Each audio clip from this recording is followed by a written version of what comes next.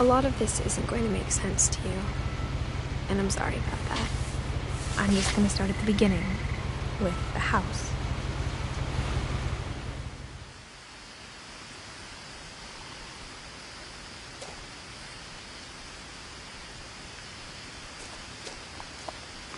My brother Milton disappeared when I was 4. It was like the house just swallowed him up. Someone had put up a chain link fence, but it looked like I wasn't the first person to hop it.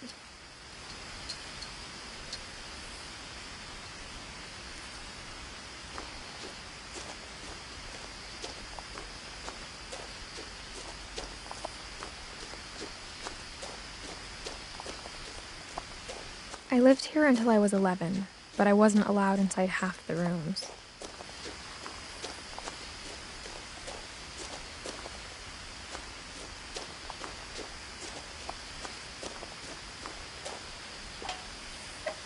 Inside the mailbox were bills from 7 years ago, marked urgent, open immediately.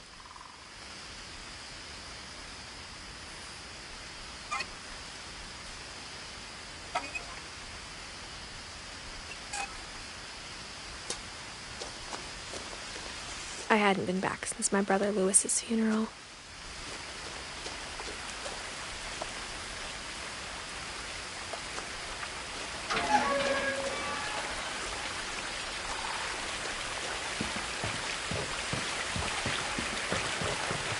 In her will, my mother left me a key, but didn't tell me what it unlocked.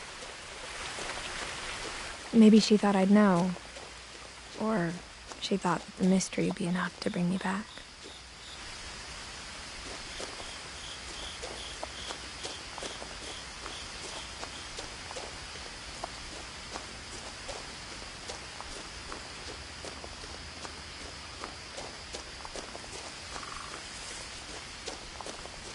No one had driven this way in a long time, but I saw a few hoof prints.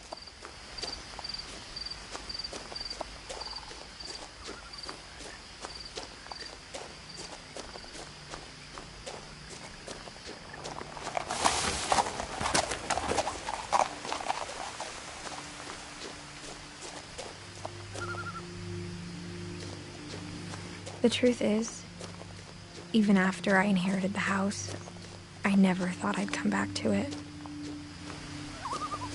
But now I had questions about my family that only the house knew the answers to.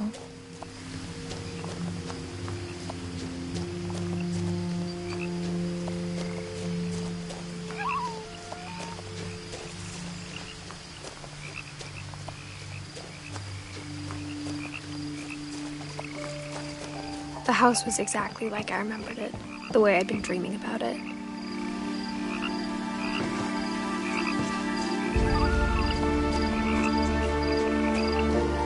As a child, the house made me uncomfortable in a way I couldn't put into words. Now, as a 17-year-old, I knew exactly what those words were. I was afraid of the house.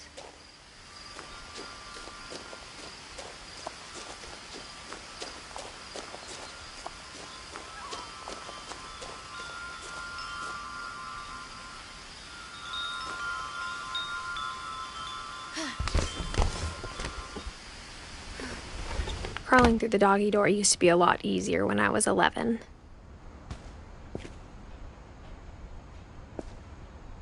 The power had been turned off the night we left.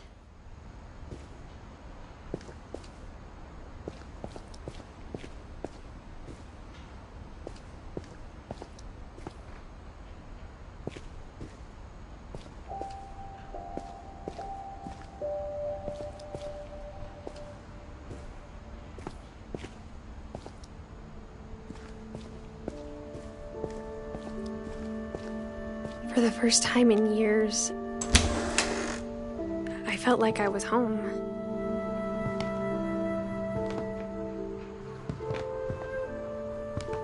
But instead of a family, there were just memories of one.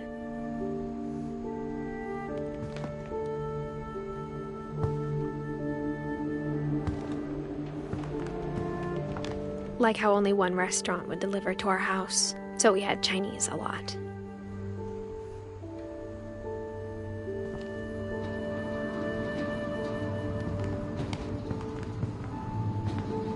Nothing in the house looked abnormal. There was just too much of it, like a smile with too many teeth.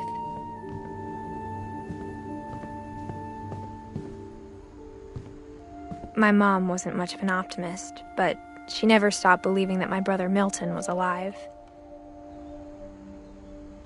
A lot of things got left behind in the whirlwind of that last night.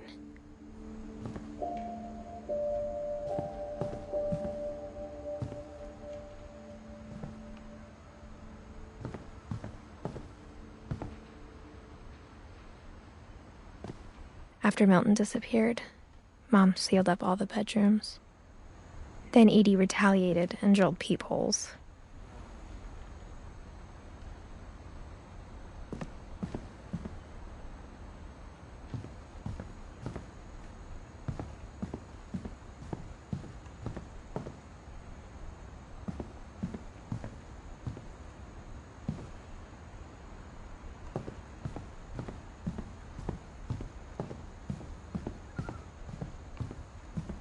Whenever people ask me about my family, the first thing they always want to know about is Barbara.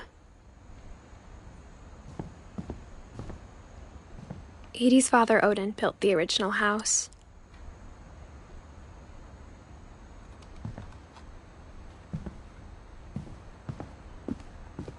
Mom must have locked the third-floor stairs on the night we left.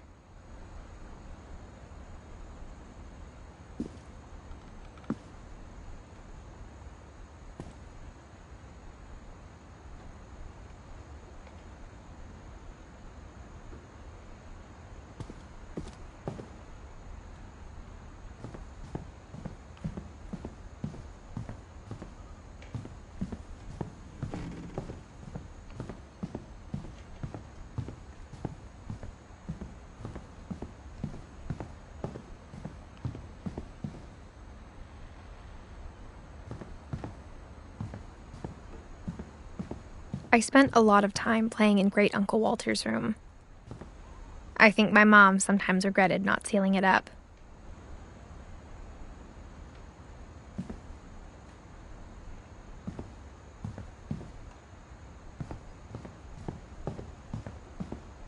Lewis told me there were secret passages, but I never believed him.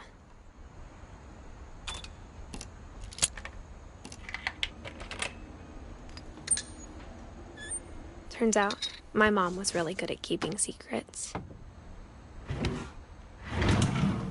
Now it was time to find out what my mom had been afraid of.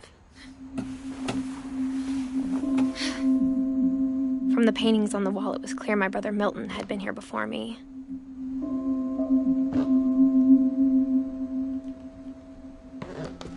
Reading this, maybe it sounds like I had a plan, but I had no idea what was behind that door.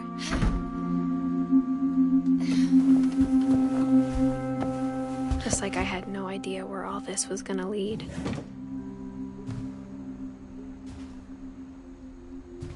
I grew up looking at Molly's room through the peephole.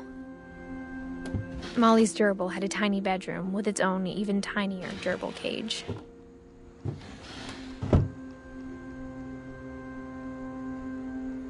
Being inside for the first time, I felt like I'd stepped behind a painting.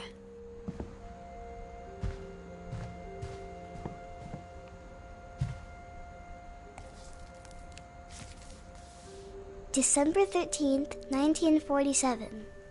Dear Diary, I'll be gone soon, but I wanted to tell somebody about what's gonna happen. It started when Mom sent me to bed without dinner. I woke up and I was starving, so I looked around for something to eat. The gerbil food was dry, but I didn't mind it.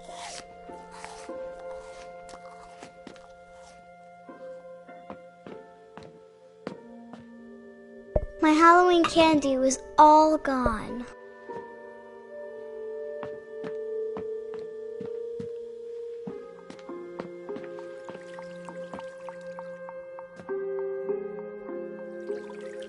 I thought about eating Christopher, but I held back.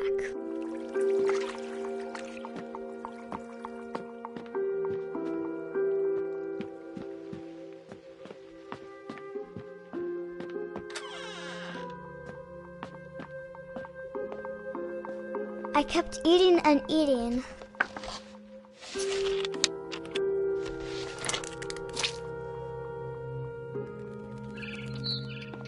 I ate a lot of things that night.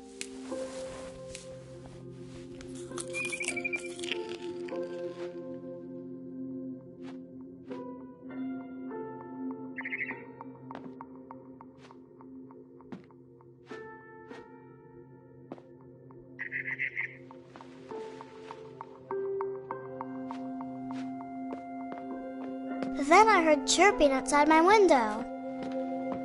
It was a barn swallow going back to her nest. I reached out for her.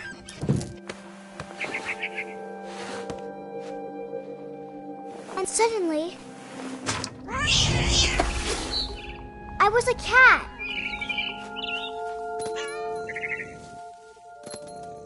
I tried to be quiet, but the bird was really scared.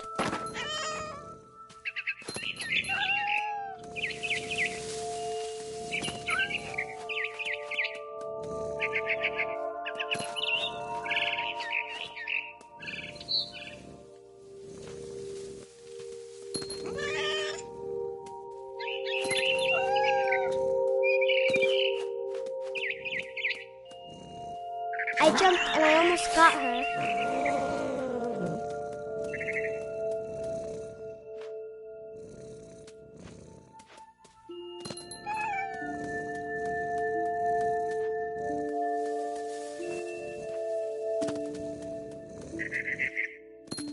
I could tell she was getting really tired.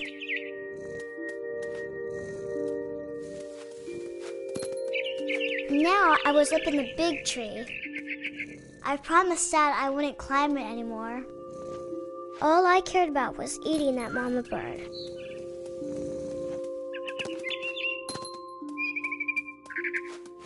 I gobbled her up. And suddenly, I was an owl. First, all I heard was the wind. Then I heard little teeth nibbling in the grass.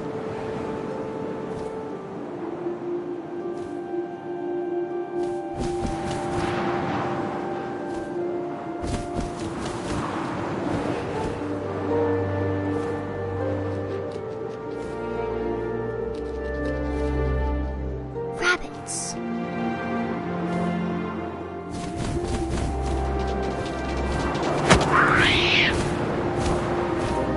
I imagined his face looking up and seeing mine through my talons. I swallowed him up, and I didn't chew one bit. Then I flew off to find something bigger.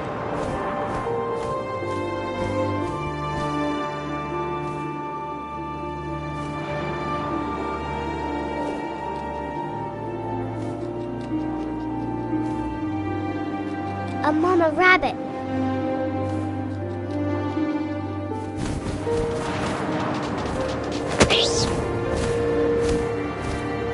She was almost too big to carry. I started choking, but I couldn't stop eating. And suddenly, I was a shark.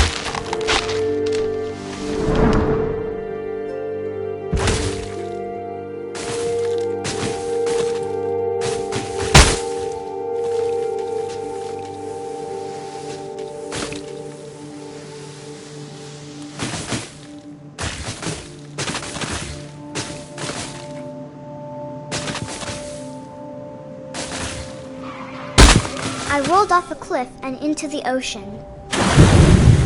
Now, I was hungrier than ever.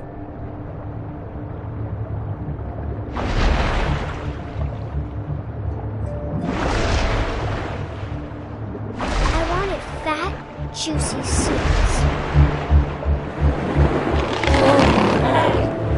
I tore off her flipper, and it tasted really good.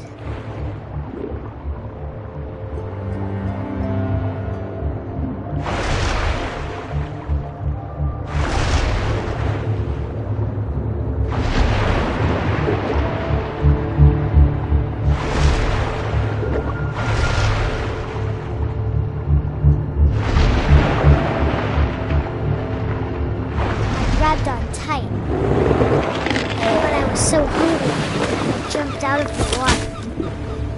When I opened my eyes, everything had changed.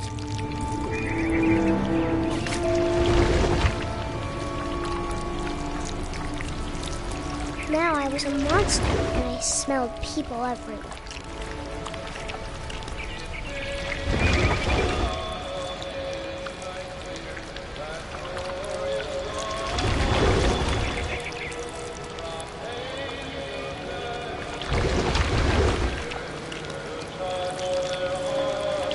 I was big, but I moved real quiet.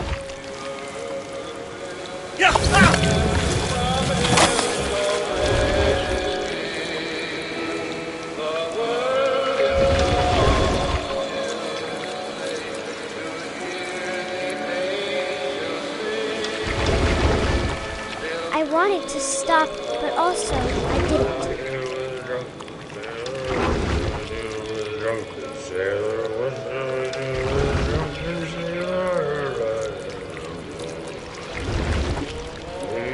Belly was rusty razor, belly was rusty, belly was rusty razor.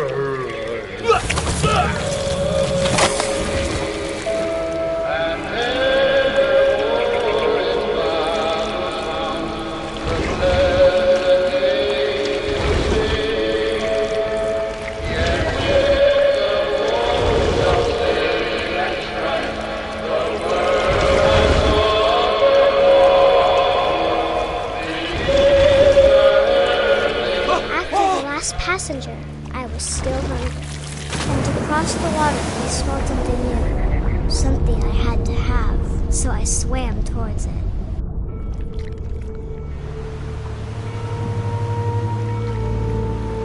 I slithered onto the sand, and the good smell went into an old pipe.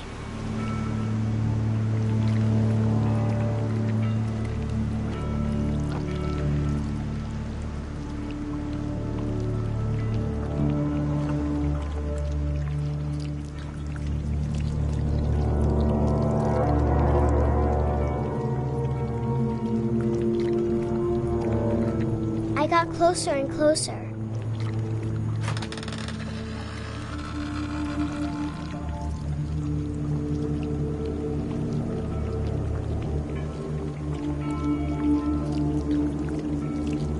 All of my stomach started growling. And suddenly, I was me again. I held my breath for a long time, but I couldn't hear anything. I think it's waiting for me to fall asleep. But it's not going to wait much longer. It needs to feed, and we both know I will be delicious.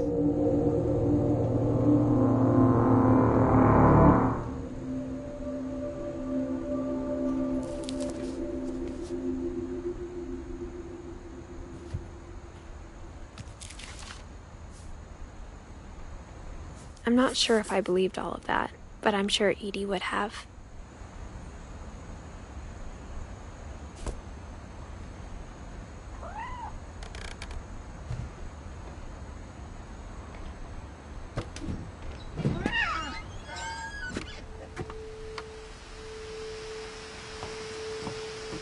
This will be obvious later, but my mom never told me any of these stories.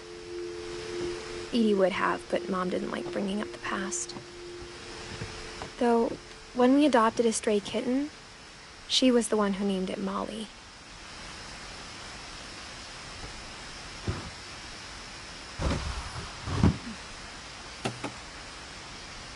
I spent a lot of time in Great-Grandma Edie's room. We got along, and it was a good place to hide from my mom. Her room was like a museum. For 500 years, the Finches have been famous throughout Norway for their fortune and misfortune. Odin Finch buries the latest victims of the family curse, his wife Ingeborg and their newborn son, Johan. On January 7th, 1937, he set sail with his family and his house, hoping to leave the curse behind. But 40-foot waves off the coast of Washington send the house and Odin to the bottom of the sea. Odin's daughter Edie, with husband Sven and baby Molly, step ashore on their new home, Orcas Island. Odin Finch is the first to be buried in the new family cemetery. His daughter Edie is already dreaming of a new Finch house.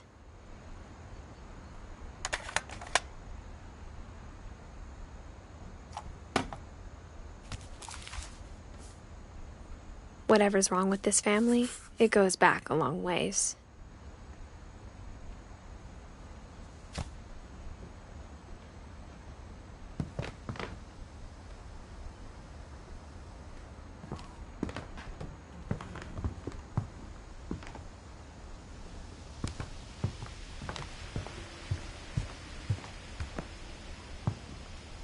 When Edie told people Sven was killed by a dragon, she could also have said he was building a dragon-shaped slide that collapsed. She could have, but she didn't.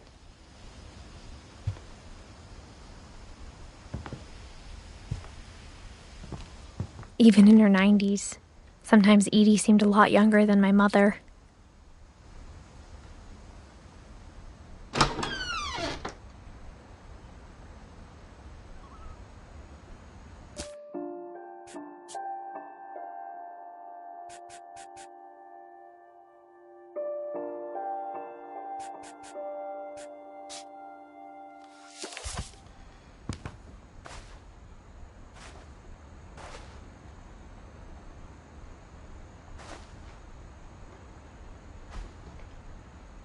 The only trace Grandpa Sam's first wife, Kay, left on the house was the pink bathroom. It was a pretty big trace.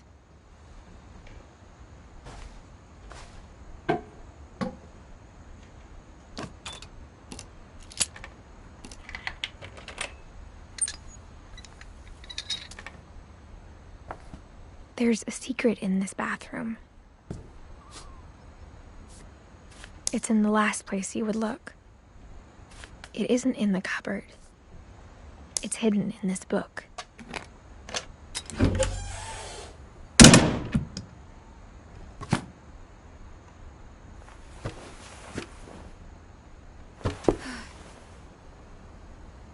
Sven gave Sam an old camera he'd refurbished. He never put it down.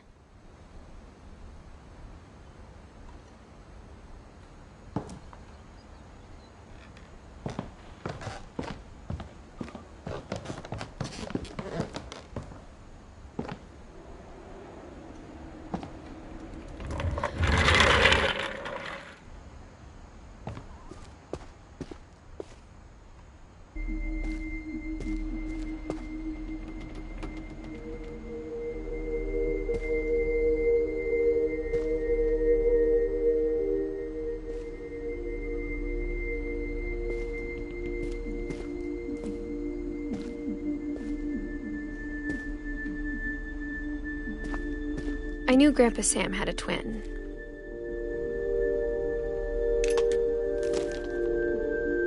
And that he never talked about him.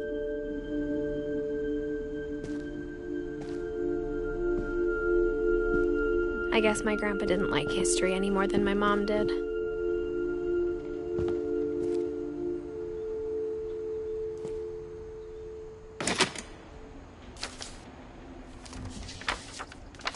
How I Want to Remember My Brother by Sam Finch. The thing I remember is that when he made up his mind, that was it. My brother said he'd die before he ate another mushroom. And he did.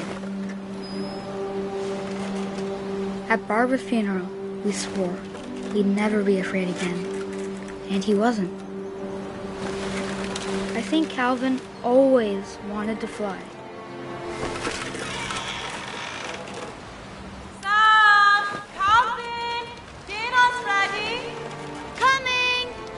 But that day, he finally made up his mind to do it.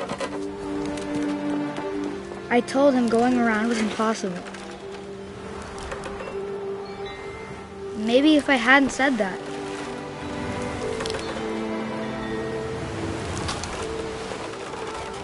Alvin, I'm not gonna tell you again.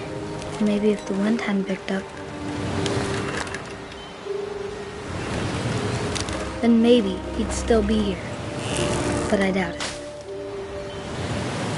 I think he'd already made up his mind. That's what I want to remember about my brother.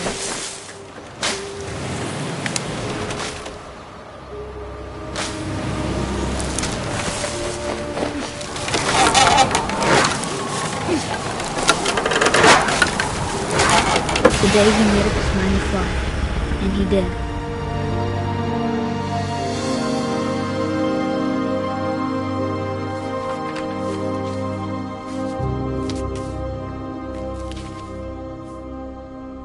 Calvin's story felt strangely familiar. When I was younger, I remember trying to do the exact same thing.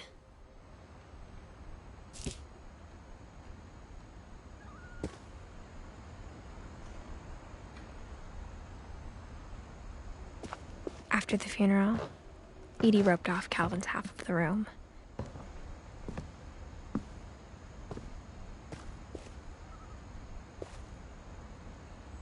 Mom said Grandpa Sam enlisted at 18 and never set foot in the room again.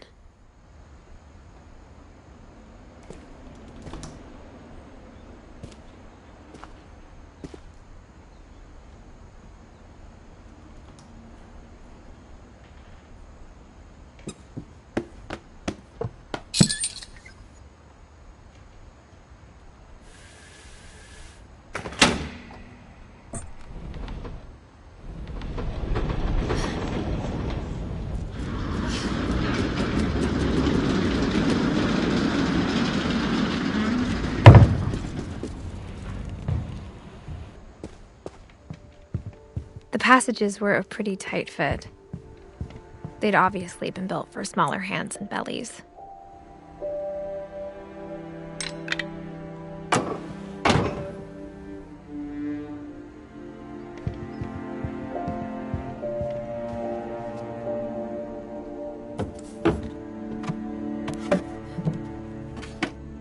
Growing up, I always thought of Barbara as a child star.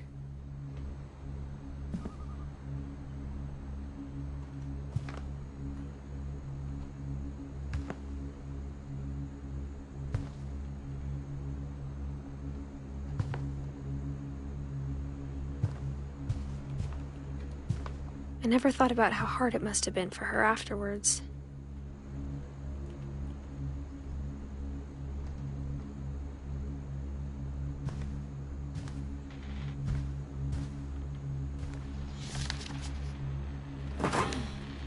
Of all the stories people wrote about Barbara's death, I'm surprised Edie saved this one.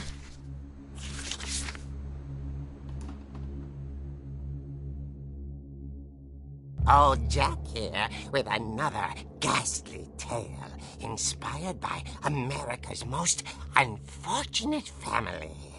I'm calling it The Surprise Ending of Barbara Finch.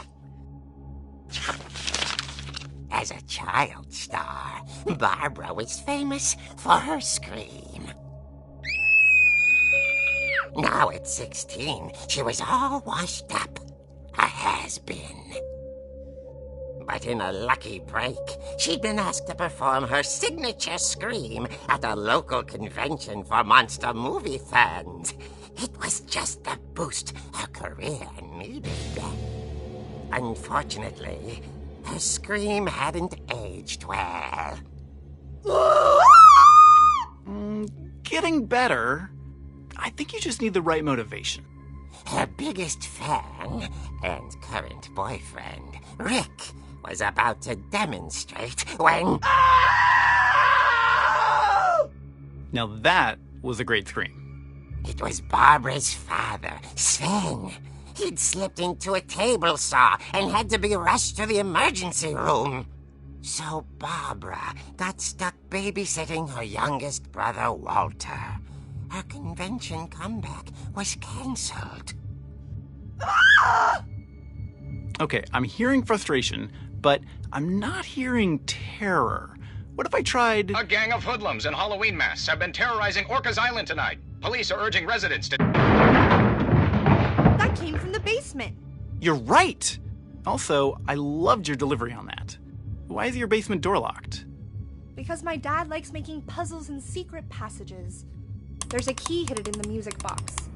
The secret is to keep winding and winding until finally the key pops out. Thanks, babe. I'll be back in a sec. 20 minutes later, Rick hadn't returned. So Barbara went to look for him, right on cue. She reached for the music box. And as she wound the key, she listened for Rick, but the house was silent.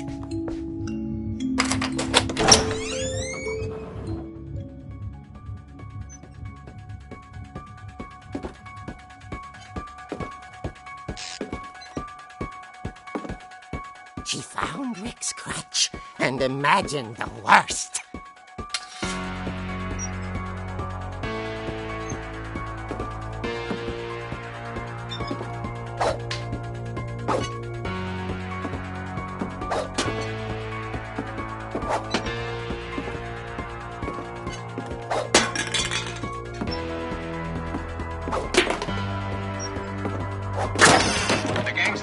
Infamous Hookman killer, Dr. Carl Hamill, who impaled and then ate his family 10 years ago tonight.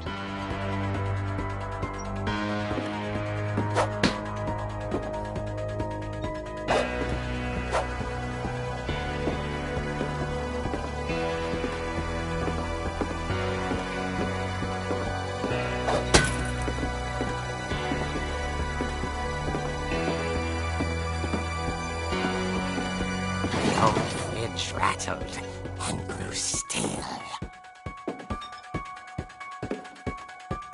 Oh dear!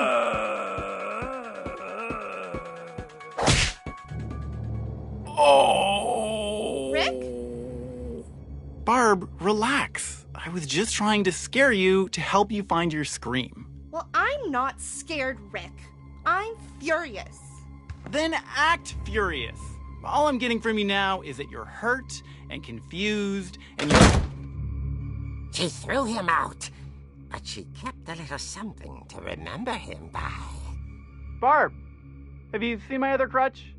And she was still holding it when she fell asleep watching the late picture show. Hours later... Barbara! Walter, what's going on up there? Ah! Okay, I'm coming up, but if this is a trick, you're dead, Walter.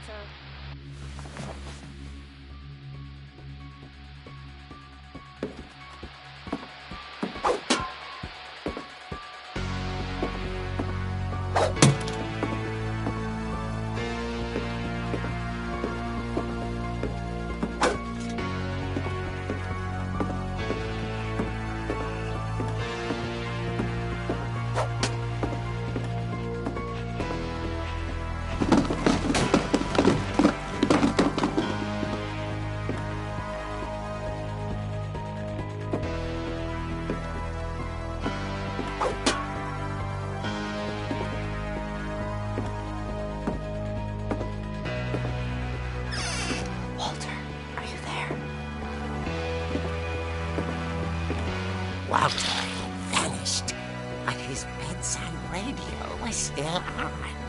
Orcas Island police describe the man as 6 feet tall, with a steel hook for a hand.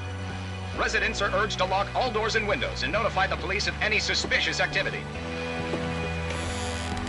Barbara turned, saw the hook man, and was speechless.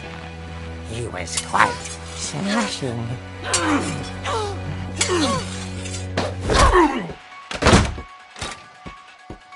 And whoever he was, he couldn't get enough of Barbara.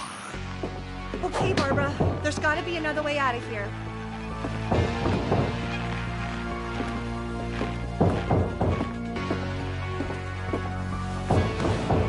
That night, she played her part beautifully.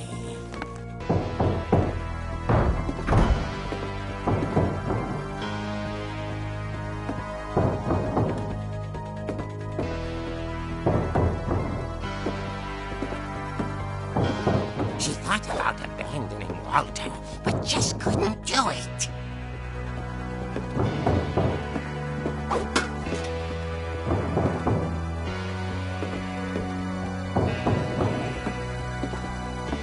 Molly's door hadn't been opened in years. The hinges groaned.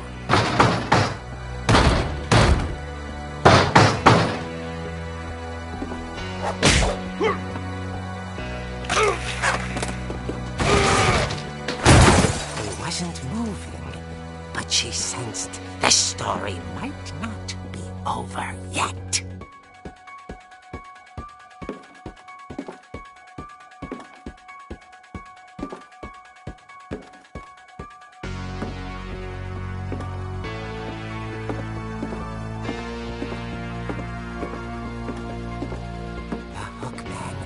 Vanished.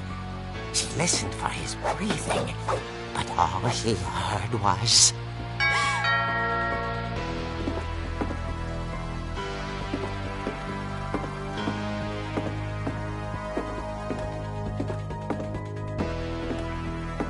Someone at the door was dying to speak to young Barbara. At the door, she heard whispering.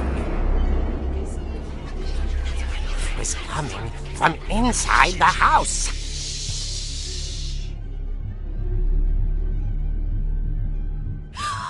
Oh dear. Surprise! Bravo, Barbara! You were wonderful. The monsters had come to surprise her. For Barbara, it was a dream come true. Then she saw what kind of monsters they were, and she realized what was about to happen. She was going to be famous. And with her final breath, Barbara Finch gave the performance of her life.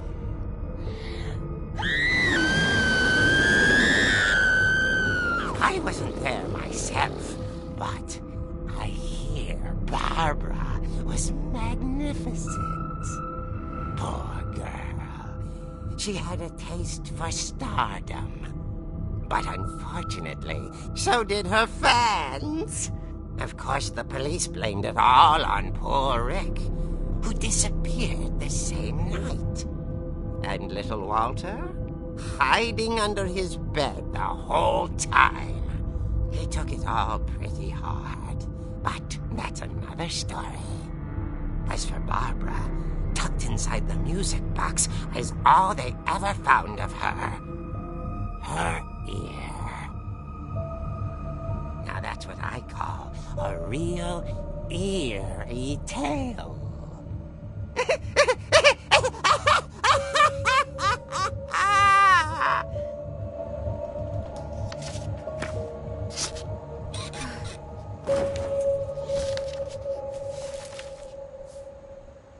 Edie told me all Barbara wanted was to be remembered, as absurd as that comic was. Maybe what Edie saw was a happy ending.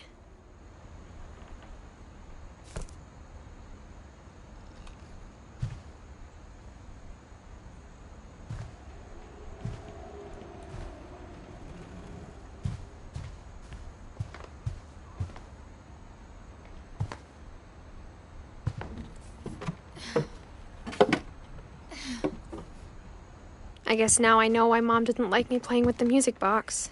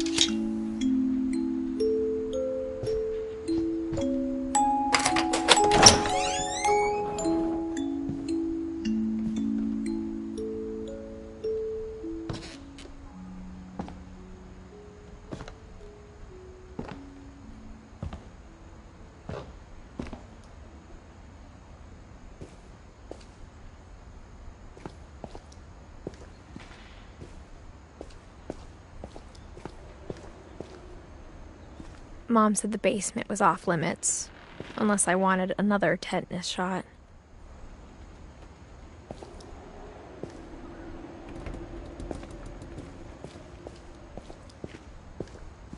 I saw Edie sneak down to the basement once, carrying packages.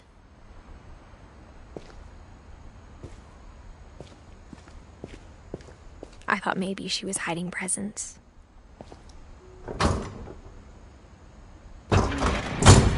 It turned out she was hiding a lot more than that.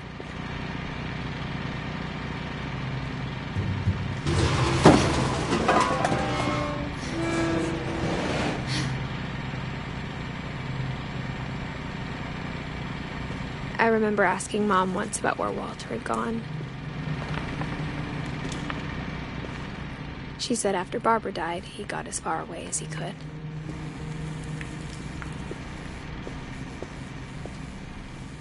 If there's a pattern in all these stories,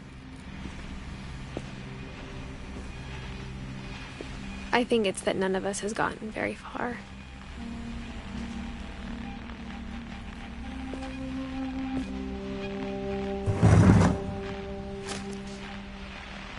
Goodbye, everyone. I can't believe I've been down here for 30 years.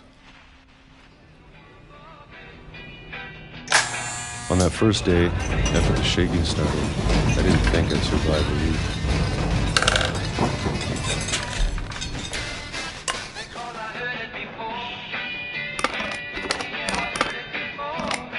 But after a few days, I settled into a routine. That's what kept me sane. Having a schedule, living for today. I always expected to be dead tomorrow. But if you wait long enough, you get used to anything.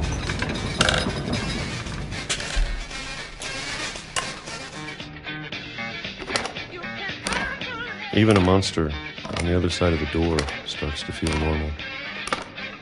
Almost friendly.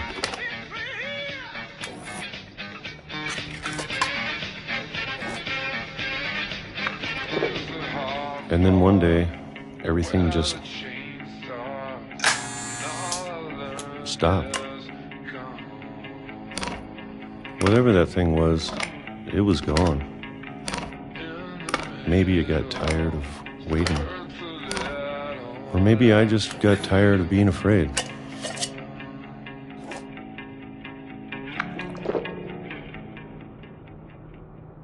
It's been a week now, the longest in 30 years.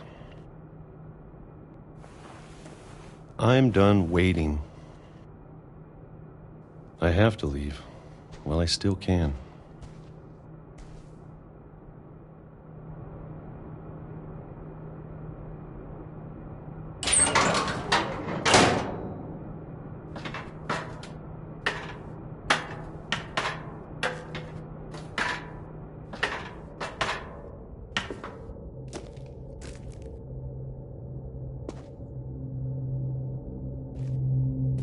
I know it's out there, somewhere.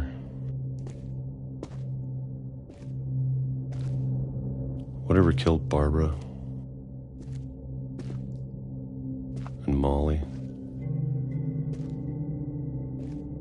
and Calvin. Maybe this is all a mistake.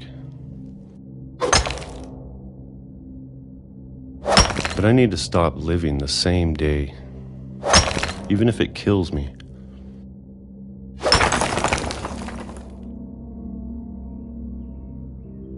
Whatever's out there, I want you to know I'm ready for it. I'm going to appreciate all of it, especially the food. I don't mind if I only have a year left,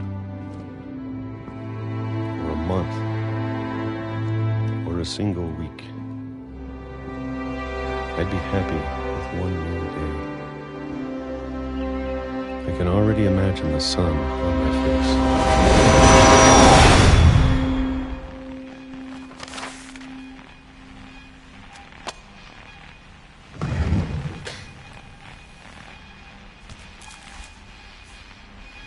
Walter died when I was 6. I can't believe my mom never told me he was down here.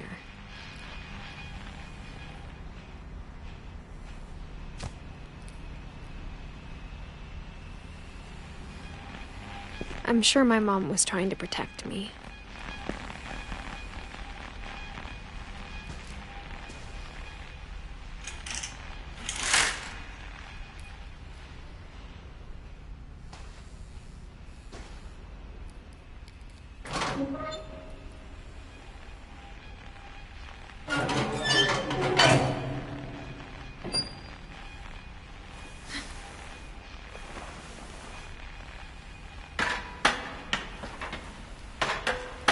Maybe she was afraid I'd end up like Walter.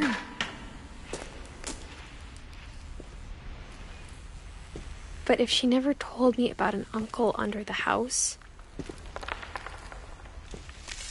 I can only imagine what else she was hiding. I don't want to make the same mistakes she made. Trying to bury something that's still alive.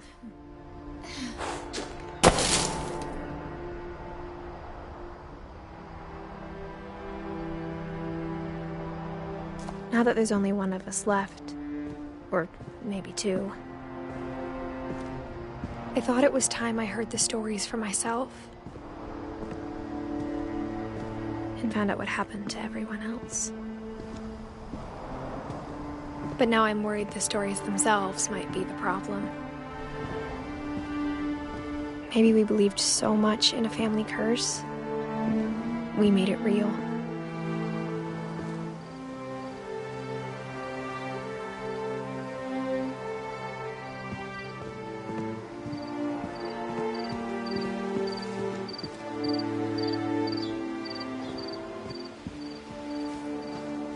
I don't know if I should even be writing this.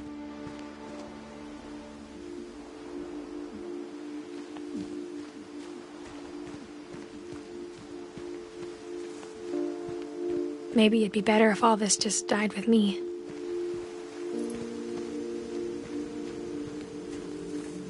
But I thought you should know about your family.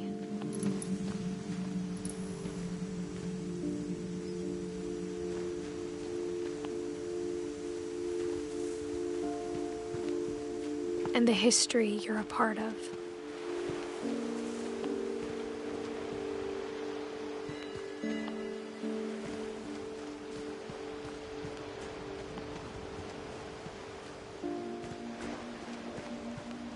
Though to be honest, I feel as lost as you probably do right now.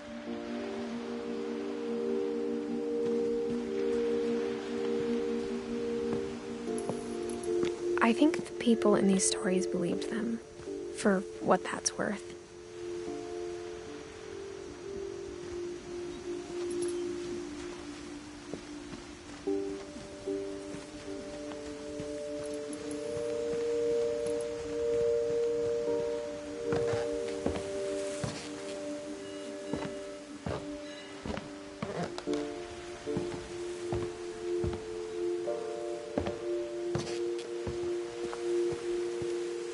And when you look at the house, that history of imagination and stubbornness and madness, any of it seems possible.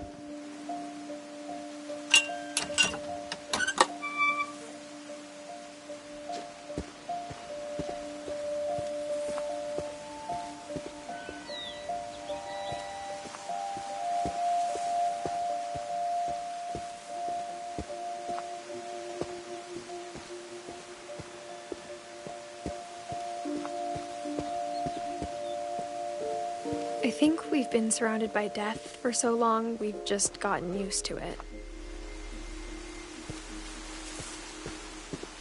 What kind of family finishes building a cemetery before starting the house?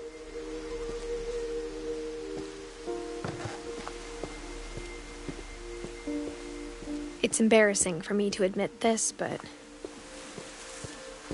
the pet cemetery made me more uncomfortable than the human one. 3 of the gerbils are mine, and 2 had been my fault.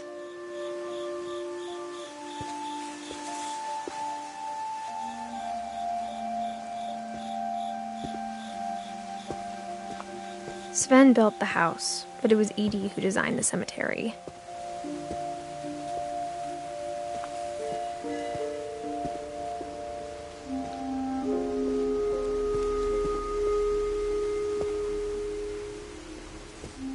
I'm sure Odin's monument had been Edie's idea.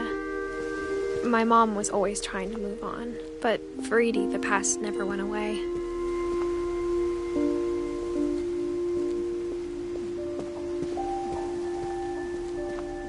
She could see it poking out of the water at low tide.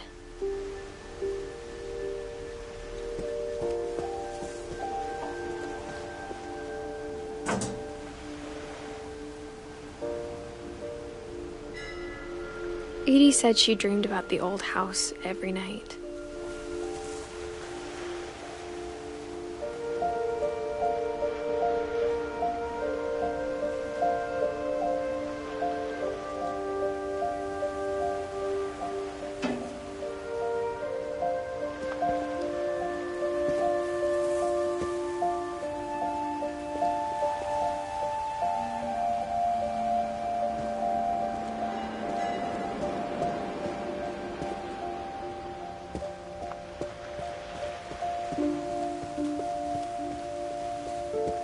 Edie's side was always easier for me to understand.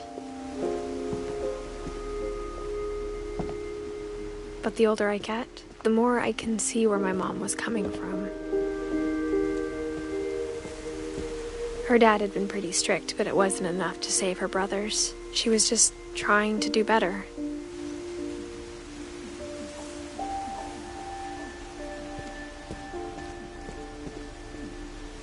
She lost 2 of her brothers, just like I did. I get why she tried so hard to protect us.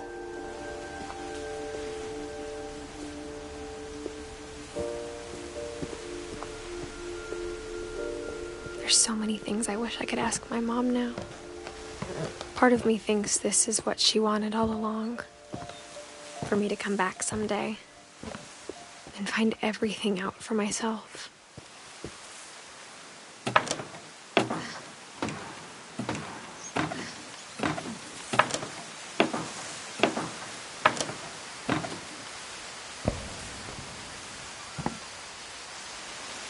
But looking back on it now,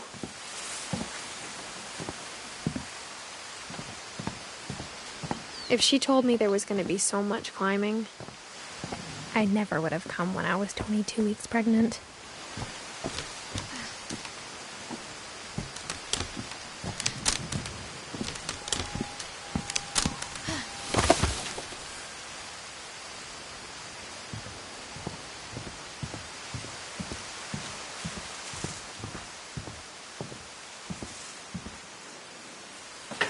I never met Grandpa Sam, but I think he and my mom had a lot in common.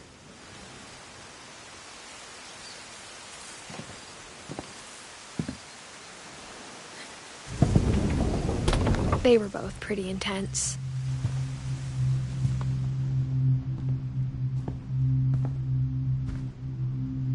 Sam spent his life shooting photos, but Mom said he got nervous being in front of the camera. I guess we're all afraid of something.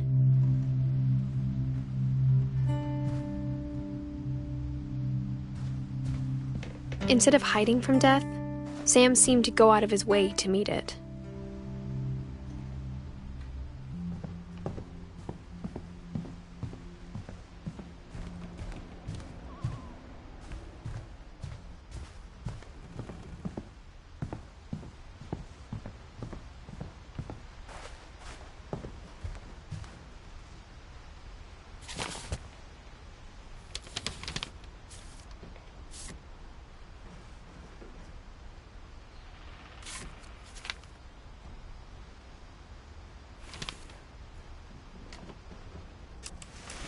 Dawn, I promise, you'll never forget this weekend.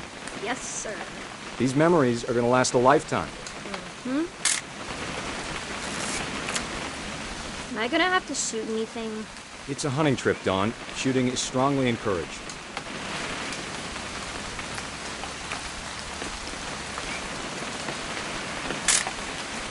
Shouldn't we be leaving?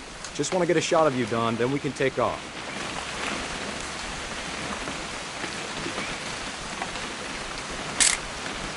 I'm over here, Dad.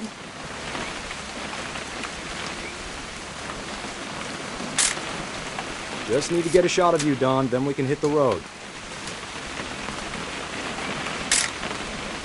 Not quite. What? Perfect. It's gonna rain the whole weekend, isn't it?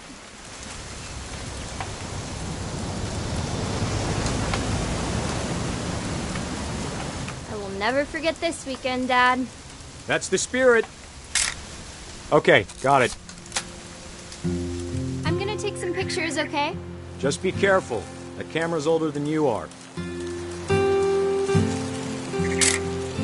Aw.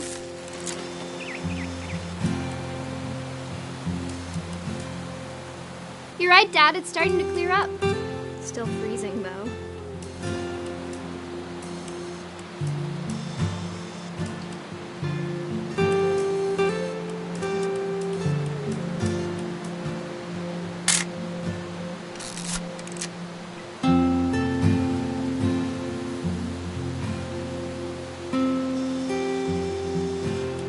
Definitely should not have drunk all that coffee.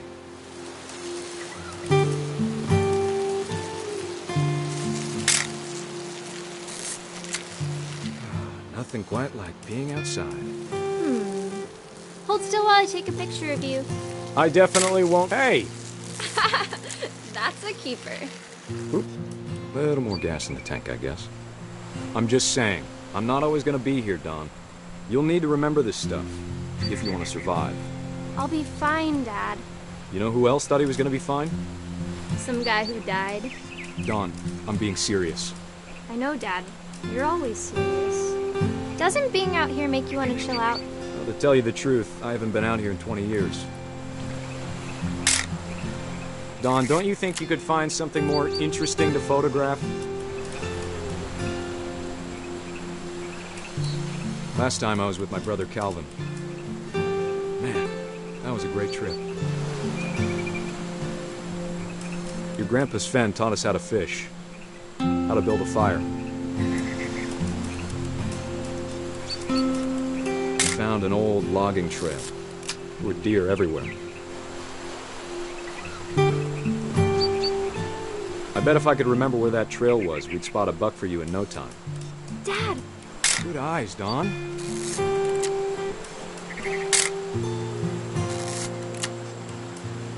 Before you take the shot, let me get a picture of you.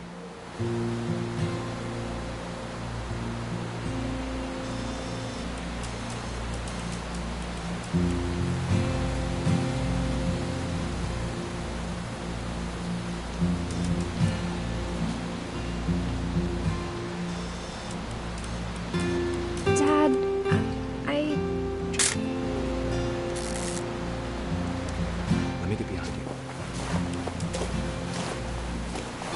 Do I have to do this? Dawn, you don't have to do anything. But if you want to survive, you'll need to be strong. Great shot, Dawn!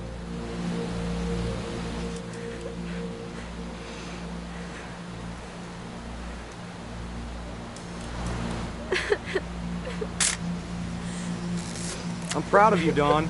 Always remember that, okay?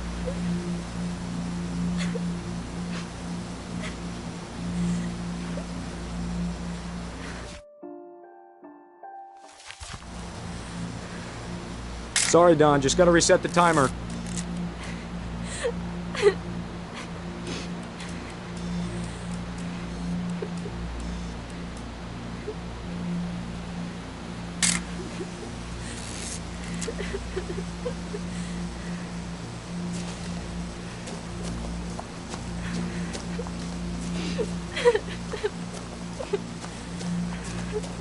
Dad, it's twitching. I think That's it's totally normal, Dawn. Just focus on the camera.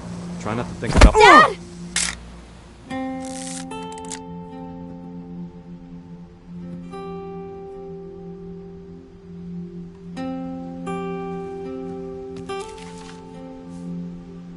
Of all these stories, that's the one I wish most that my mom had told me.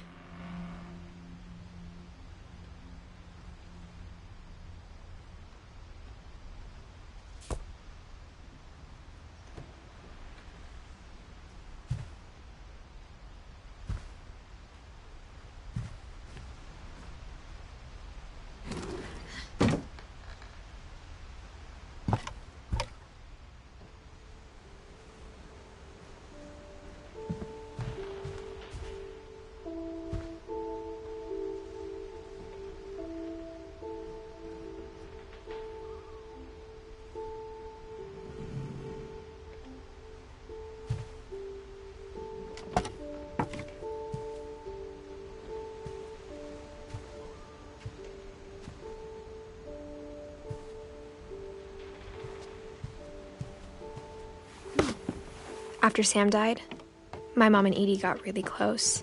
They'd both lost a lot.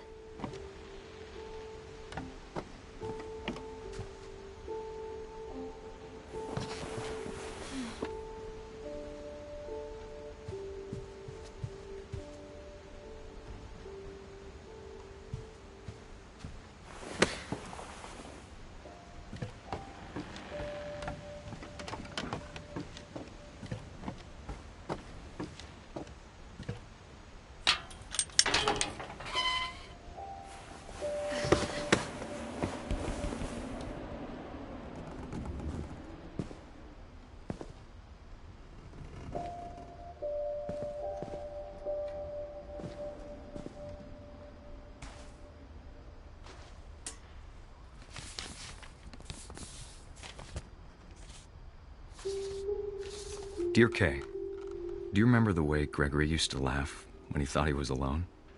Like something funny was happening, but only he could see it. I think he saw things the rest of us don't.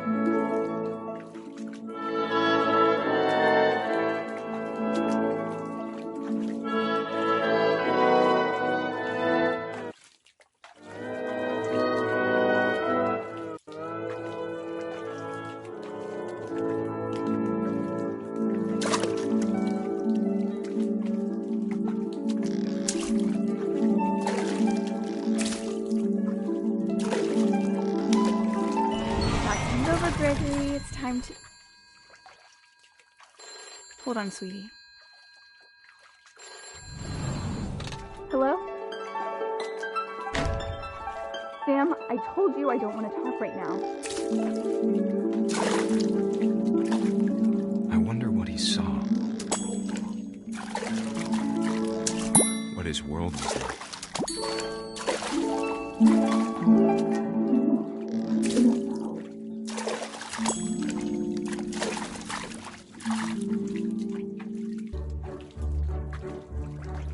He reminded me so much of Calvin. Lost in his imagination.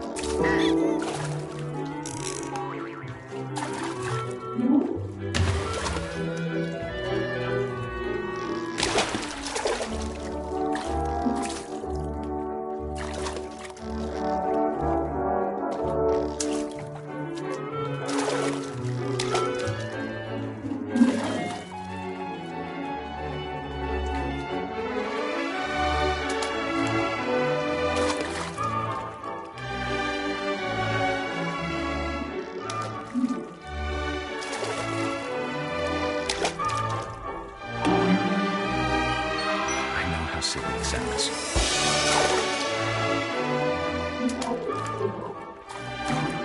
But I worried about a baby being too happy.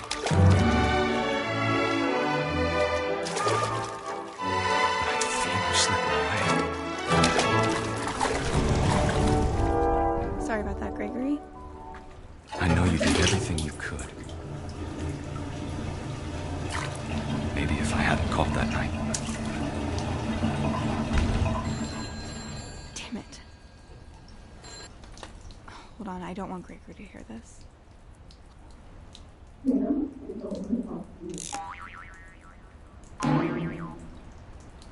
I wish he could have told us about the world he saw.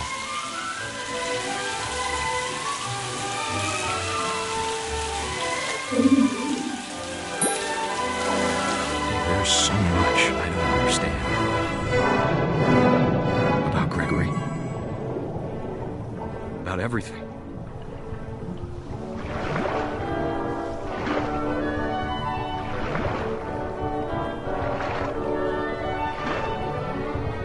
But I know what happened wasn't your fault.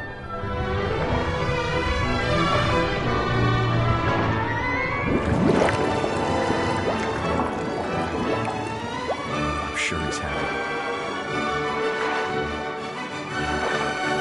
And he'd want you to be happy too. Good luck, Kay. Love, Sam.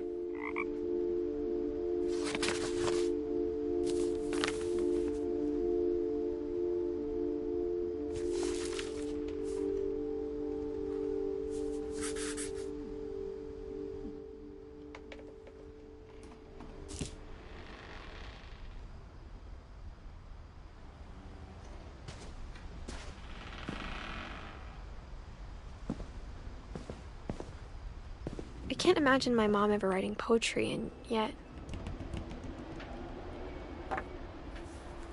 A poem for Gus, who always said the wedding was a bad idea. Our father never hit us kids, at least not very hard, before the day my brother said with teenage disregard that he'd be dead before he'd see a wedding in our yard.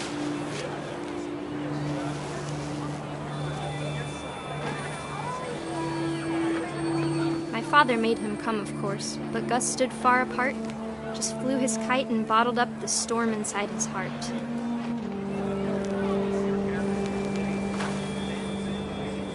I tried to talk him out of it, but though he'd never met her, "We don't need a stepmom," were the words that I now pronounce you husband and wife. You may kiss the bride.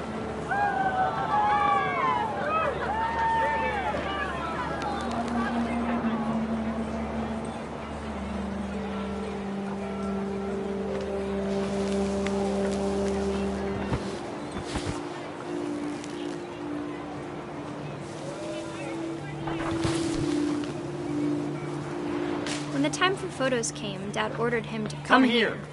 But Gus declined, and as a sign held up his middle finger.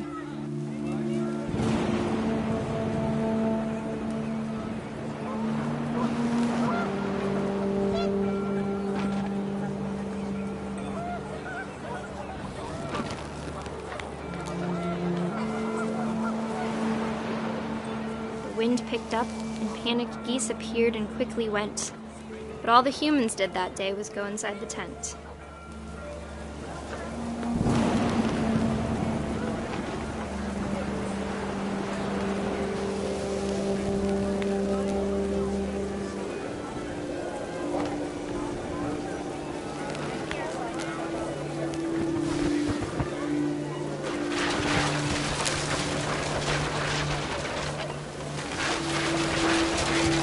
The rain came down in buckets then, but no one seemed afraid that nature might destroy the tent our dad had crudely made.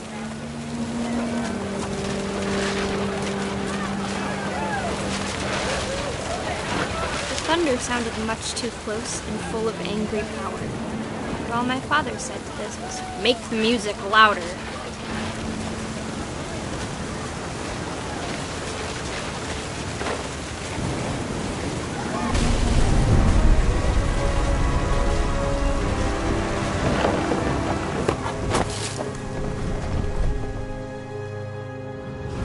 I wish that I could truly say I thought about you on that day.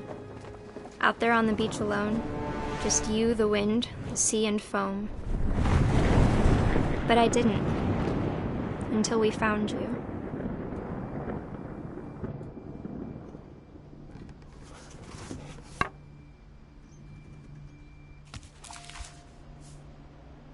She never talked about him, but Mom told me once if I was a boy, they were going to name me Gus.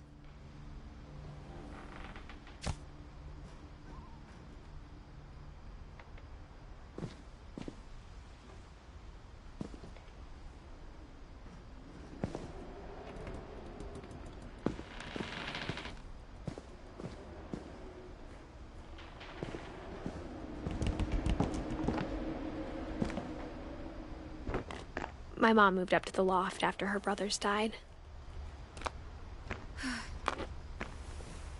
At the time, it was as far away as she could get.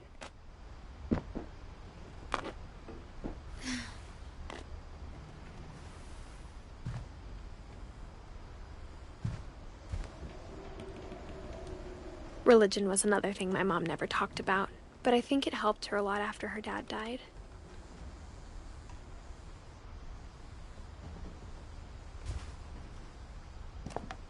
She spent a summer building houses in Calcutta, where she met my dad, Sanjay.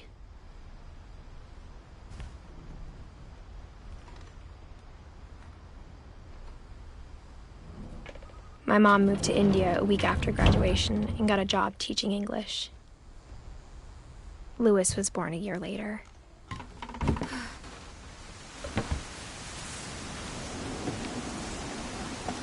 When my dad died, I don't think Mom knew where else to go. I'm sure Edie was happy to have her back. and to see kids in the house again.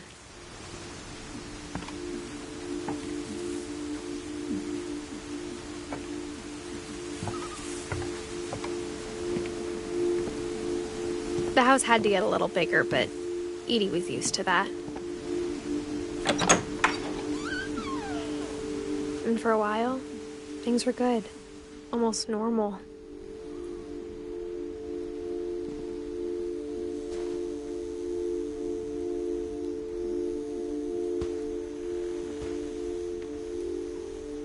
But it didn't last.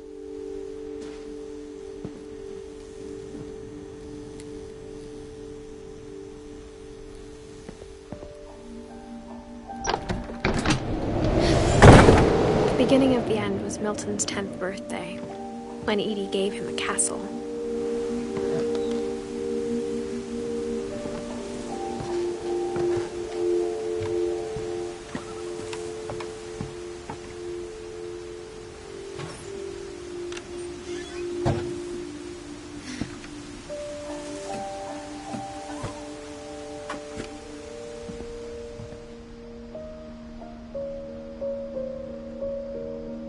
I think Edie was happy to finally have another painter in the family.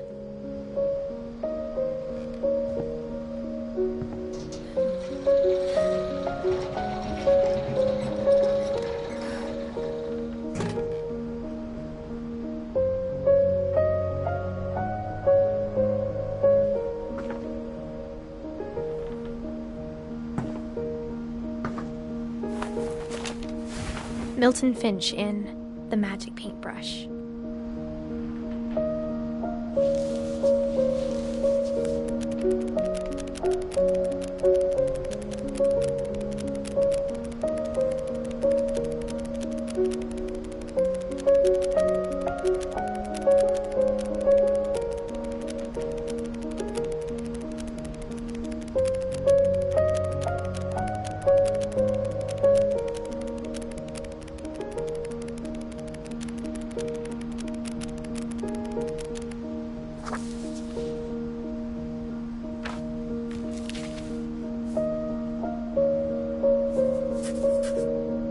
I was 4 when Milton disappeared.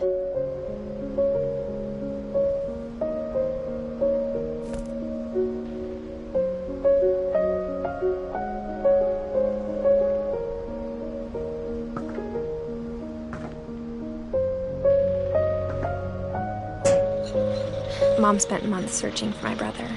Then she sealed the doors.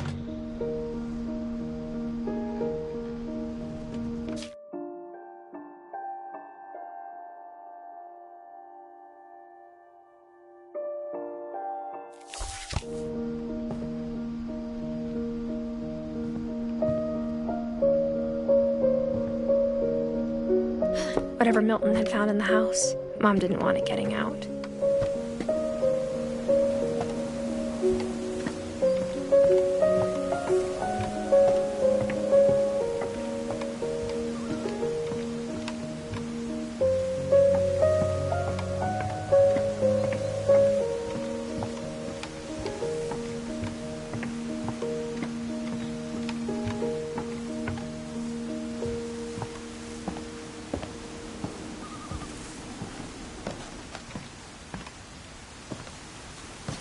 Mom definitely blamed Edie, but I think Louis blamed himself. After he graduated, he just spent more and more time in his room, until Mom got him a job at the cannery.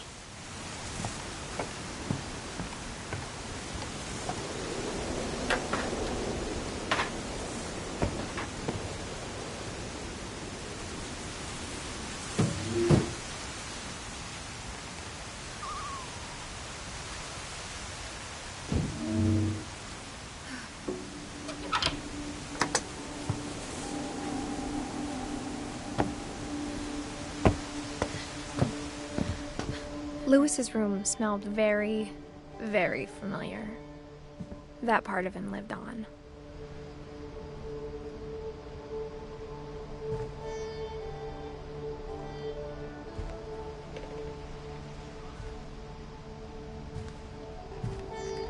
Lewis and I spent a lot of time playing games together, but he was surprisingly bad at them. He died a lot.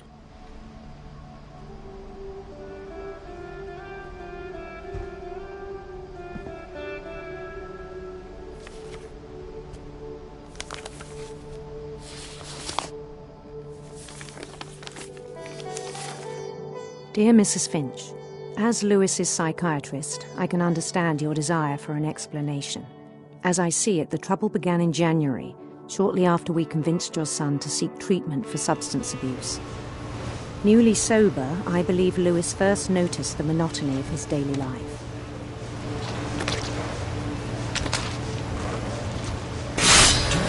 He kept working at the cannery,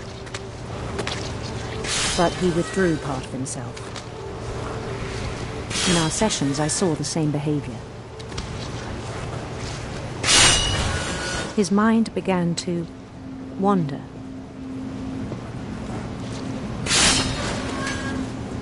I asked him to describe it. He said he started small, imagining a labyrinth. He'd feel his way about. Then something moved. Bats. And toads.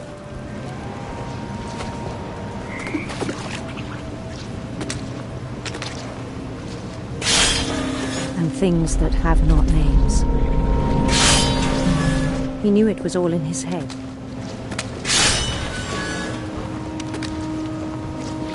But he took it very seriously. I had hoped he'd find himself.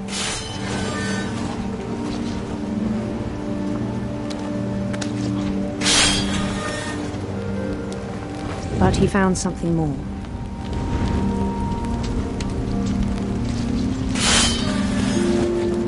I worried about him then. Daydreaming at the cannery.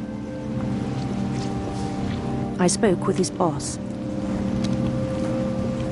But he said Lewis had become a model employee. Methodical, tireless, focused.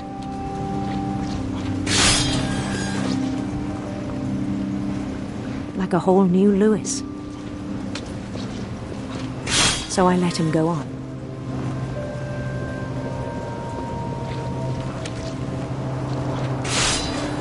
I even encouraged him.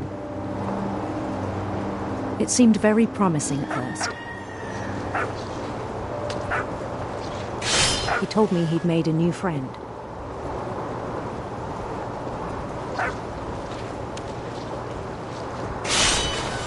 On the edge of a city he named Lewis Topia.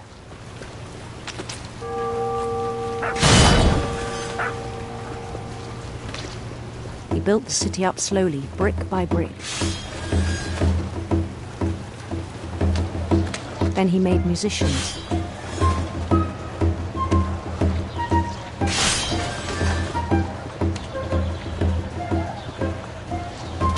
And songs for them to play. He talked about starting a band. And he was always humming something.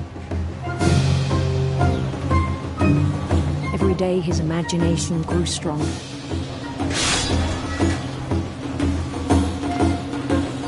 He no longer spoke at the cannery. But his chopping was as reliable as ever. Then one day it struck him that all the cheering crowds, even the stones under his feet, were all in his imagination, so he could do whatever he wished.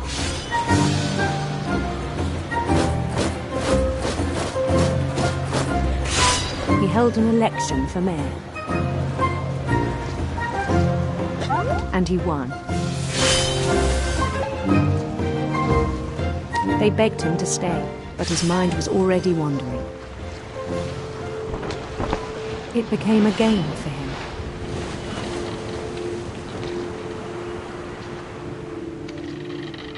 He'd conquer a city, then immediately push on.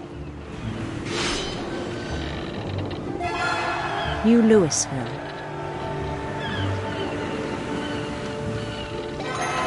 St. Louis. He started drifting away from our reality.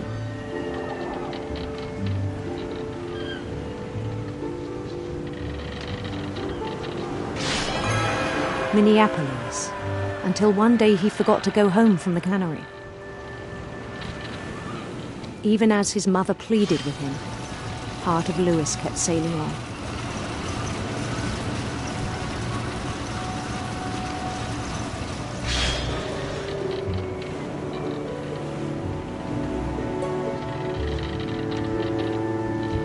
In Louisburg, he heard rumors of a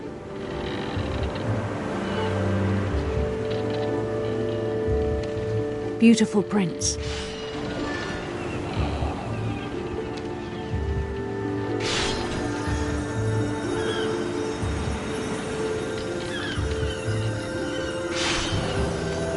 The prince was on his own quest for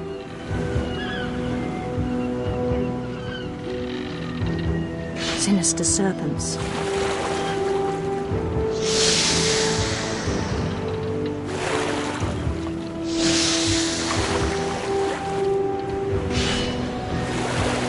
He followed the sound of his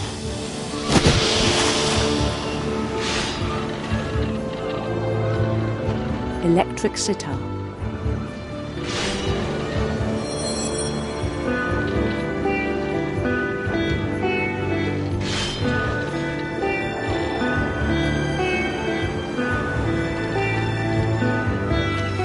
His chase led him to a golden palace east of the sun and west of the moon. Even then, his logic remained sound.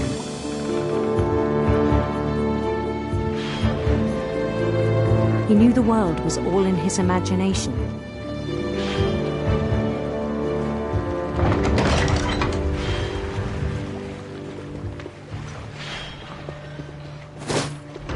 But he was so proud of having created it. In his own eyes, he'd become something greater than a king.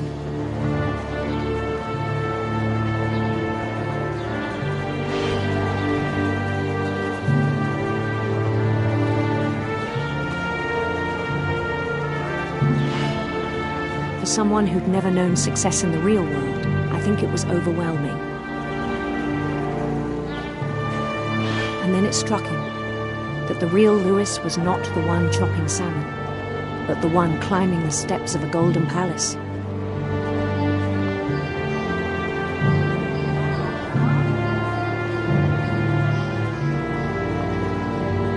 My imagination is as real as my body, he told me.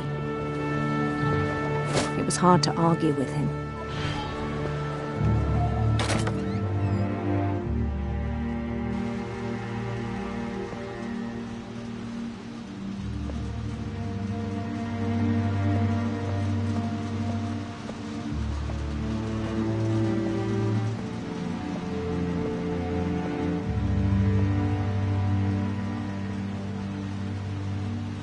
He began to forget the world we know.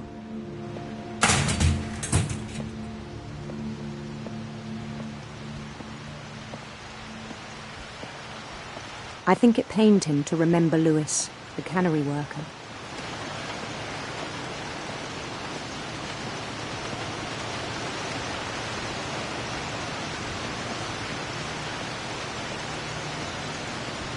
He began to despise the man with a royal contempt.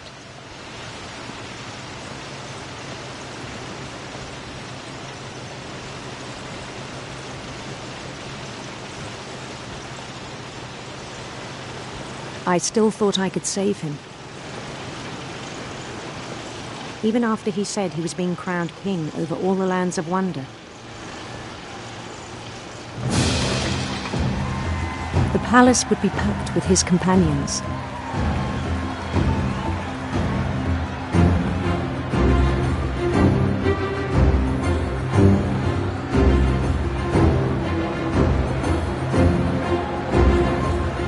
Including the wise Calico who had insisted on advising him.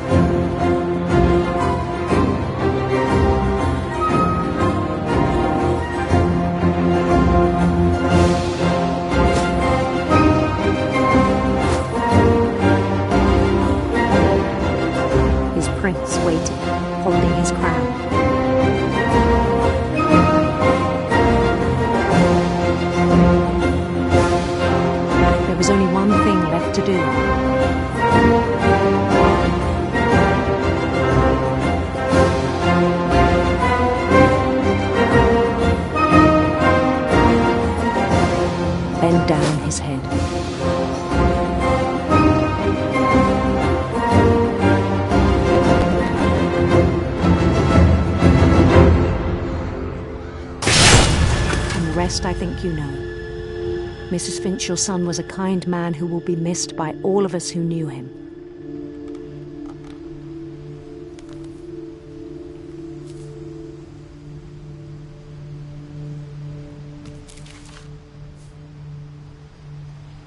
My brother was really cool. I wish you could have met him.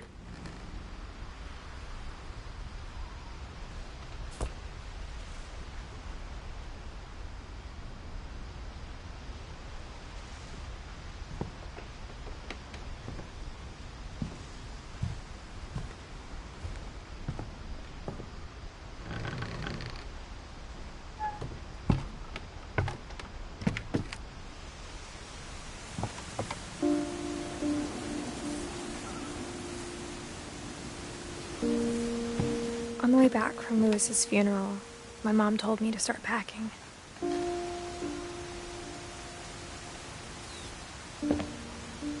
She waited until the day before we left to tell Edie. I'm not sure if she wanted to make it easier or harder.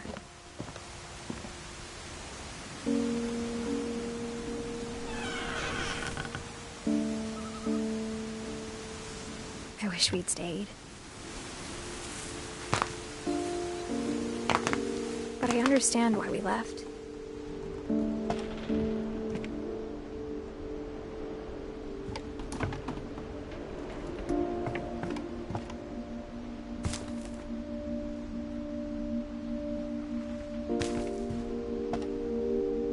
My mom ended up leaving everything behind.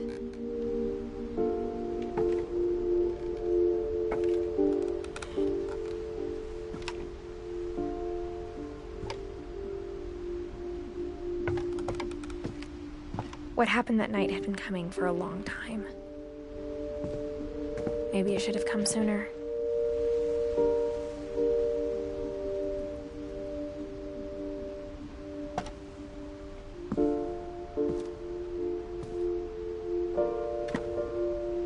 But it had to end one way or another. All that's left now was to tell you about that last night.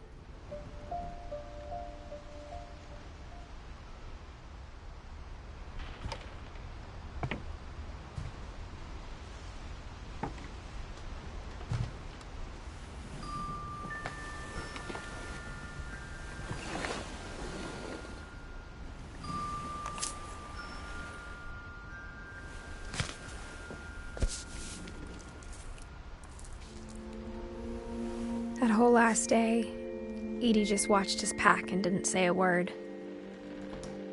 Until supper, when she raised her glass and said, "To our final night together, and all our final nights apart."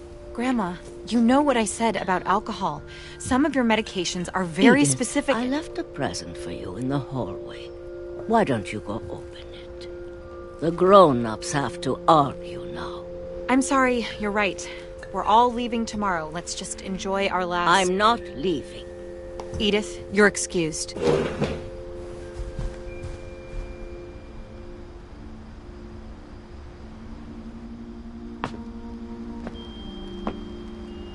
The power had been shut off that morning, but Edie always had plenty of candles. When my mom sealed the library, I don't think she knew about the other entrance. Or that Edie had a key to it.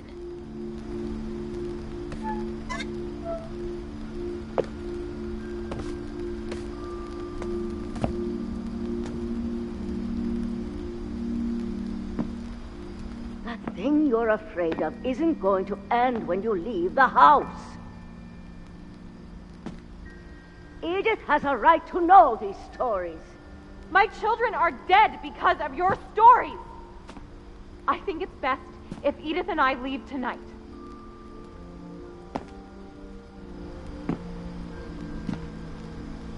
We'll have the nursing home send a van for you in the morning, okay?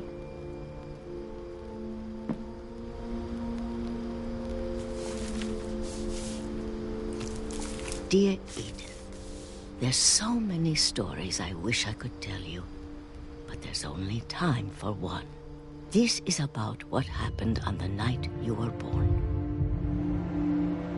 That night, The tide went way, way out. It was the first and last time I ever saw the old house aground. There'd been an earthquake out in the middle of the ocean. They called it the lowest tide in 1,000 years. God, it smelled awful. You know, I've seen that house every day of my life.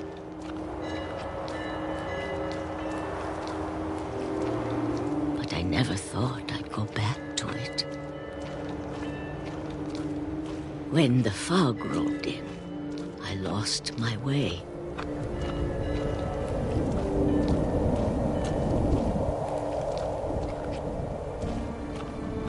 I got turned around.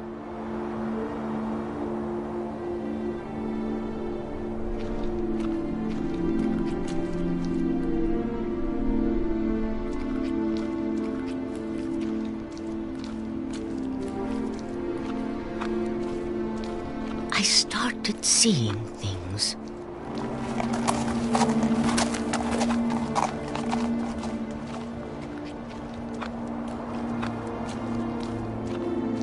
Things I'd forgotten had ever existed.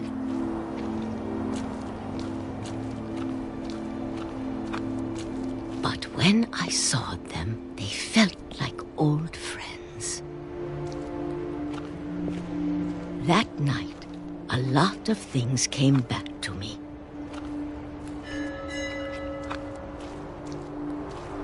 Or maybe I came back to them.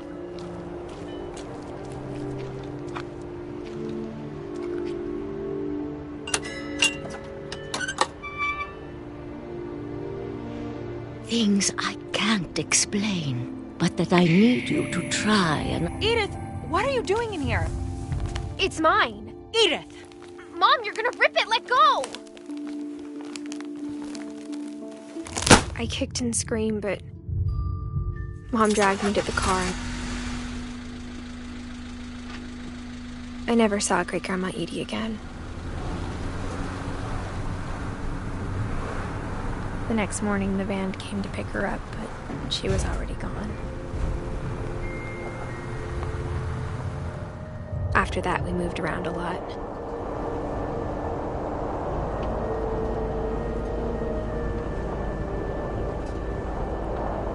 We both tried to make the best of it.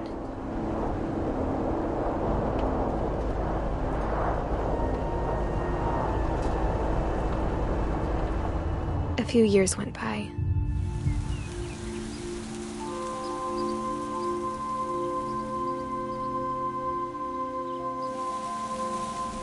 My mom didn't like to talk about it. But she started getting sick a lot. The rest happened pretty quickly.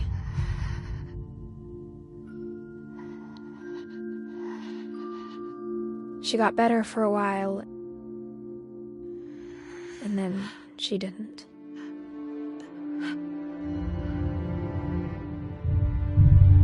And then I was alone.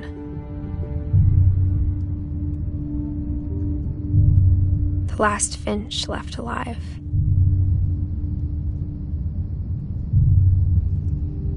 Until I found out about you. I'm still not sure what to tell you about all this.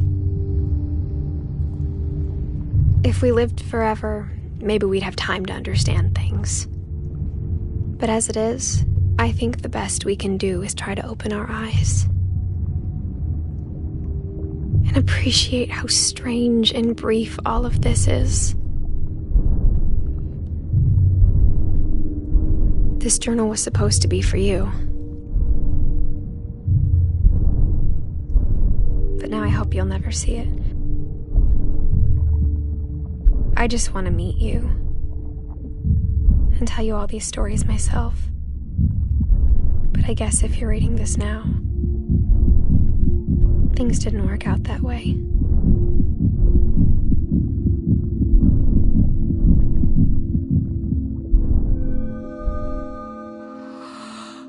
This is where your story begins.